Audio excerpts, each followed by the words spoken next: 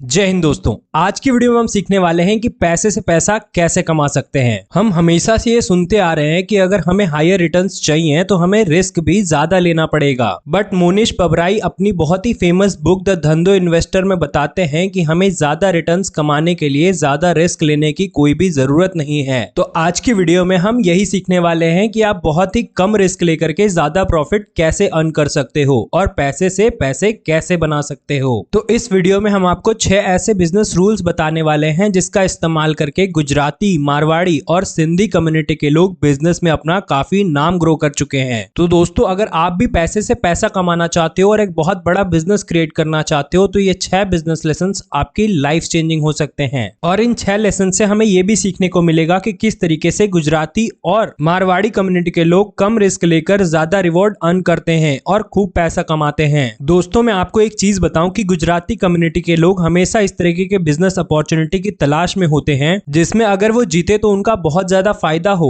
But अगर वो हारे तो उनका कुछ खास नुकसान ना हो। इसीलिए आपने ये नोटिस किया होगा कि गुजराती लोग धंधा बनाने में मास्टरमाइंड होते हैं और इसका सबसे बड़ा एग्जांपल आपके सामने हमारे धीरू भाई अंबानी है। इसीलिए गुजराती लोग हेड्स आने पे तो कमाते ही हैं और टेल्स आने पे ज्यादा लूज नहीं करते और इसे ही वो लोग धंधो स्टाइल कहते हैं। और अगर आप भी उनका ये सीक्रेट जानना चाहते हो तो इस वीडियो को एंड तक देखिएगा। तो चलिए, उससे पहले मैं आपको एक स्टोरी सुनाता हूँ। अगर हम देखें तो यूएसए में सिर्फ 1% पॉपुलेशन ही इंडियंस हैं और इनमें से ही कुछ थोड़े से गुजराती पटेल हैं। लेकिन अमेजिंग बात तो यह है कि इतने थोड़े से ही गुजराती पटेल अमेरिका के 50% मोटेल बिजनेस के मालिक हैं। शायद आप में से बहुत सारे लोगों को मोटेल का मतलब पता नहीं होगा। मोटेल वो होते हैं जो कि हाईवे पर बने होटल्स होते हैं, जिसे इंडिया के अंदर ढाबा भी कहा जाता है। 1970 में कुछ गुजराती पटेल थोड़े बहुत पैसों के साथ अमेरिका पहुंचे, बट वो लोग ज्यादा पढ़े लिखे नहीं थे, इसलिए उस समय पर उनकी टूटी फूटी इंग्लिश के साथ उन्हें कोई भी व्हाइट कॉलर वाली जॉब मिलना बहुत ही मुश्किल थी। और उस टाइम पर अमेरिका के अंदर ऑयल क्राइसिस आने के कारण पेट्रोल के दाम भी काफी ज्यादा थे, तो लोगों ने उस समय घूमना फिरना और ट्रैवलिंग करना बंद कर दिया था और इसका सीधा असर मोटेल बिजनेस पर पड़ा था। लोगों ने आना जाना बंद कर दिया था, इसलिए मोटेल्स के दाम काफी कम हो गए थे और बहुत सारे मोटेल्स ओनर कम बिजनेस होने के कारण उसे बेचना भी चाहते थे। और उस समय जो लोग मोटेल्स को खरीदना चाहते थे उन्हें बैंक्स 90% तक का लोन दे रही थी। जैसे कि गुजराती पटेलों के पास ज्यादा पैसे नहीं थे और यहाँ तक कि उनके पास तो रहने की जगह भी नहीं थी, तो उन्होंने बैंक से 90% तक का लोन लिया और बची कुछ सेविंग्स लगाकर मोटेल्स को खरीद लिया, क्योंकि उन्हें पता था कि उनके पास कुछ ज्यादा खोने के लिए है नहीं। उन्होंने तो केवल 10% डाउन पेमेंट ही दिया है और उन्हें पता था कि आज नहीं तो कल लोग वापस से ट्रैवल करना स्टार्ट करेंगे, तो उनके मोटेल्स में कस्टमर फिर से आना स्टार्ट हो जाएंगे और ऐसा होता है तो वो लोग काफी अमीर बन जाएंगे।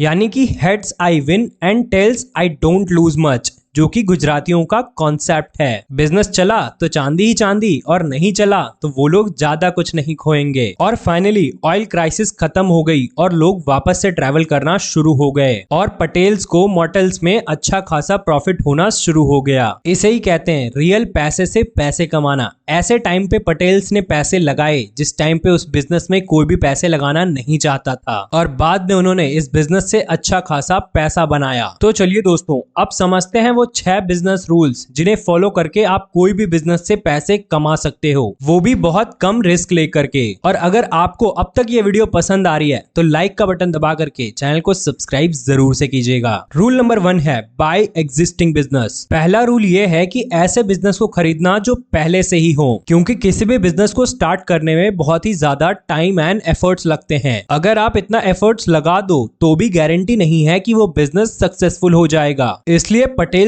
ने जो सबसे पहले एग्जिस्टिंग बिजनेस थे उन्हें खरीदना स्टार्ट किया, वो इनोवेशन करने या अलग करने के लिए नहीं निकले, क्योंकि इनोवेशन करने के लिए बहुत ज्यादा टाइम और पैसा लगता है जो कि उनके पास नहीं था, जो कि दोस्तों शायद आपके पास भी नहीं होगा। इसलिए कुछ नया सोचने के बजाय ऐसी चीजें सोचो जो कि एग्जिस्टिंग हो और जिससे पैसा बनाया जा सके। इसलिए उन्होंने जो पहले से ही बिजनेस चले आ रहे थे उन्हें खरीदा और इसीलिए आपको भी उन्हीं कंपनीज में इन्वेस्ट करना चाहिए जो सालों से चली आ रही हैं, जिसमें कि आपको पैसे कमाने के चांसेस अच्छे रहते हैं। रूल नंबर 2 है invest in simple business. Warren Buffett बोलते हैं कि हमें एक ऐसे बिजनेस में इन्वेस्ट करना चाहिए जिसका रेट ऑफ चेंज काफी स्लो हो। एग्जाम्पल के लिए कोको कोला, मैकडॉनल्ड्स, एप्पल ऐसे ब्रांड्स जो सालों से चले आ रहे हैं और आगे भी सालों तक चलते रहने वाले हैं। बट दूसरी तरफ काफी टेक्नोलॉजीज कंपनी जिसका रेट ऑफ चेंज काफी हाई होता है, उनका कुछ अता पता नहीं होता, वो आज हैं तो कल नहीं। इसलिए हमें बहुत ही सिंपल बिजनेस में पैसे लगाने चाहिए जिन्हें हम अच्छे से समझ सके। सालों पहले हम ऑर्कुट यूज करते थे, आज फेसबुक और इंस्टाग्राम है और कल पता नहीं क्या ट्रेंड में आ जाएगा।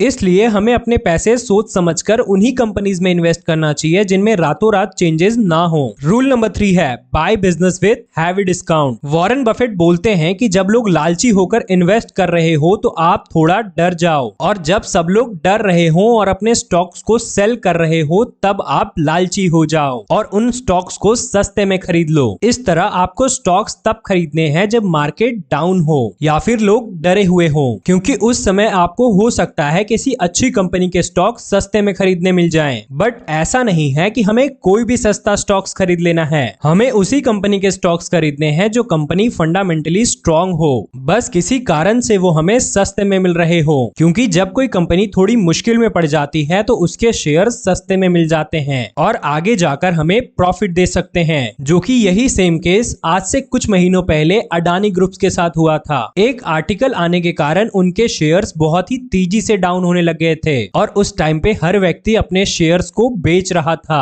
बट थोड़े ही टाइम बाद सब कुछ ठीक हो गया और फिर से वो शेयर्स ऊपर जाने लग गए और जिन लोगों ने वो शेयर्स खरीदे थे उनको प्रॉफिट होने लग गया। बेंजामिन ग्राहम ने अपनी famous book the intelligent investor में एक ही कॉन्सेप्ट बताया था जिसे मिस्टर मार्केट बोलते हैं। वो बोलते थे कि हमें स्टॉक्स एंड शेयर्स को उनकी प्राइस के अकॉर्डिंग नहीं बल्कि उनके इंट्रिंसिक वैल्यू के अकॉर्डिंग खरीदना चाहिए। मान लो किसी बिजनेस में शेयर की इंट्रिंसिक वैल्यू 100 रुपए है, बट आपको उस समय मार्केट में वो 110 रुपए में मिल रहा है, तो उस शेयर को आपको नहीं खरीदना है, चाहे कुछ समय पहले उसका प्राइस 130 रुपए ही क्यों ना हो। तो आपको तब तक वेट करना है जब तक उसकी प्राइस लगभग 60 या 70 रुपए ना हो, और जब उसकी प्राइस बढ़ेगी तो आपको अच्छा खासा प्रॉफिट होगा। तो दोस्तों, अगर आपको अब तक वीडियो पसंद आ रही है तो वीडियो को लाइक कीजिएगा और चैनल पे नए हो तो सब्सक्राइब का बटन जरूर से दबाइएगा। रूल नंबर 4 है धन दो आर्बिट्रेज। मान लो आज आप कोई स्टॉक 50,000 में खरीदते हो और एक साल बाद उसकी प्राइस 60,000 हो जाएगी, तो आप एक साल में उसे 60,000 में सेल करके उसके 10,000 का प्रॉफिट कमा लोगे। उसी तरह आपको कोई प्रोडक्ट दिल्ली में 10,000 रुपए में मिल रहा है और मुंबई में उसकी कीमत 15,000 रुपए है, तो आप उसे दिल्ली से खरीदकर मुंबई में बेचकर 5,000 रुपए अर्न कर लोगे और इसे ही आर्बिट्रेज कहा जाता है। यानी कि टाइम और प्लेस का यूज करके हम प्रॉफिट अर्न करते हैं, इसलिए आपको भी आर्बिट्रेज का यूज करके प्रॉफिट अर्न करना चाहिए। और ये एक बहुत बेस्ट तरीका है जिससे कि आप पैसों से पैसे कमा सकते हो। इसमें मैंने प्रोडक्ट की वैल्यू 10,000 15,000 रुपए ली थी, लेकिन आप कोई भी प्रोडक्ट जो कि 100 या 50 रुपए का भी हो उसे भी बेच सकते हो और एक अच्छा खासा प्रॉफिट अर्न कर सकते हो।